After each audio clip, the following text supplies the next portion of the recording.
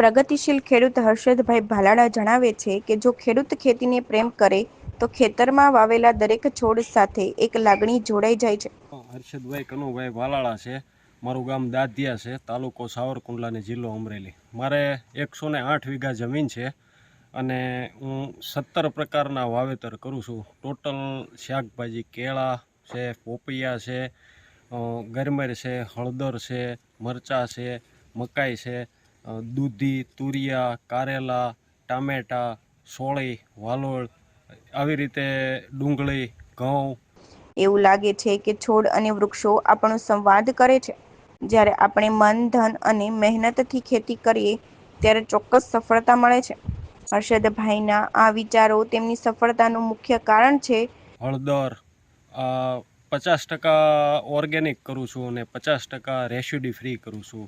મારું નામ અભિષેક ગોંડલિયા છે અને મારું ગામ સાવરકુંડલા તાલુકાનું ખડસલી ગામ છે. ભાઈ છેલ્લા 3 વર્ષથી ખેતી કરે છે અને એના ખેતરે અમે અવારનવાર શાકભાજીની ખરીદી કરવા આવતા હોઈએ છીએ. જ્યારે હર્ષદભાઈ ભાલાળાને 108 વીઘા જમીનમાં 17 કરતાં વધુ પાકોનું વાવેતર કરે છે. તેઓ શાકભાજી સાથે બાગાયતી પાકનું પણ ઉત્પાદન કરે છે.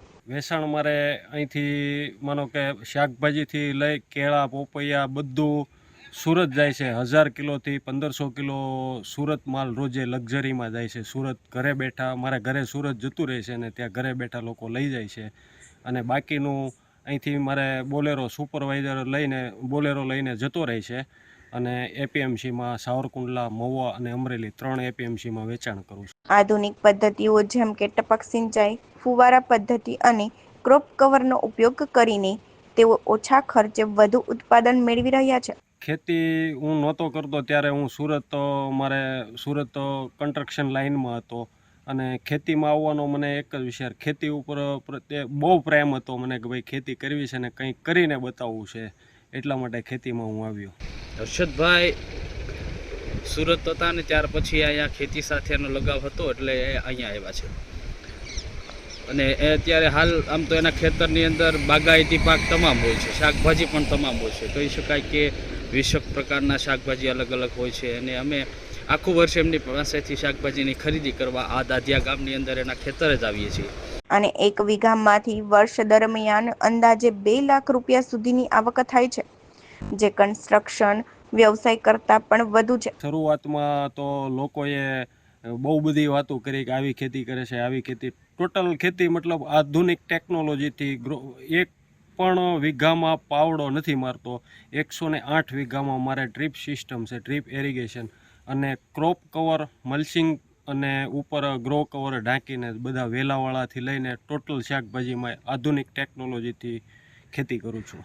જ્યારે ઉત્પાદિત શાકભાજીનું માર્કેટિંગ પણ તેઓ નવી રીતથી કરે છે. ખેતરમાંથી તાજું ઉત્પાદન સીધું જ સુરત ખાતે તેમના નિવાસસ્થાને મોકલવામાં આવે છે. અંદાજિત સમજો ને તો 2 લાખથી લઈને 5 લાખ સુધીનું અંદાજિત ઉત્પાદન આવે છે. હર્ષદભાઈના શાકભાજીની ક્વોલિટી ખૂબ સારી છે અને ખાવામાં એની મીઠાશ એ ખૂબ સારી આવે છે અને પોતે અહીંથી સાવરકુંડલા, અમરેલી, સુરત અને મારા ગ્રુપના ઘણા બધા મિત્રો સુરત છે તો ત્યાં પણ એમના ઘરેથી ખરીદી કરે છે અને હર્ષદભાઈનું કામ ખૂબ સારું છે. આ વિસ્તારની અંદર અમારા વિસ્તારનું એક ઘરેણું કહી શકાય એ હર્ષદભાઈ છે.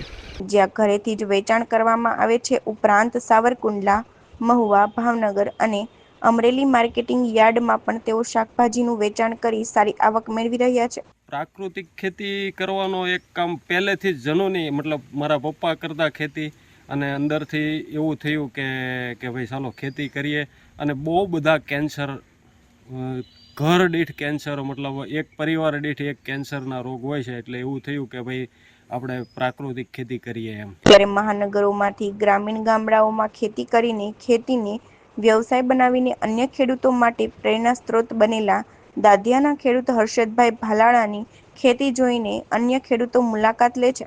એટલે એકલા છે તો એમ લાગે કે ભાઈ નહીં, એમ તો દિલથી પ્રેમ કરીએ એટલે મજા આવે છે, પણ બહુ હાર્ડવર્ક હોય છે. સવારે 5 વાગ્યાથી લઈને 5:30થી લઈને રાતે 11, 11:30 સુધી ડિલિવરીમાં અને એવું બધું આખો દિવસ મહેનત રહેશે. પણ કંઈ એમ ગણો તો સુરતથી બહુ વધારે મજા આવે છે અને બહુ બધા પૈસા અહીંયા કમાવીએ છીએ. ખેતી એટલે કે એક ફેક્ટરી ગણો તોય ચાલે અને એક પૈસા બનાવવાનું મશીન ગણો. પ્રગતિશીલ ખેડૂત હર્ષદભાઈ ભાલાળાએ સાબિત કર્યું છે કે જો ખેતીનો વ્યવસાય તરીકે નહીં પરંતુ પ્રેમ અને લાગણી સાથે અપનાવવામાં આવે તો તેમાં અદ્ભુત સફળતા મેળવી શકાય છે. તેમની આ સફળતા અન્ય યુવાનો માટે પ્રેરણારૂપ બની રહી છે અને ગ્રામીણ વિકાસ તરફ એક સકારાત્મક સંદેશ આપી રહી છે.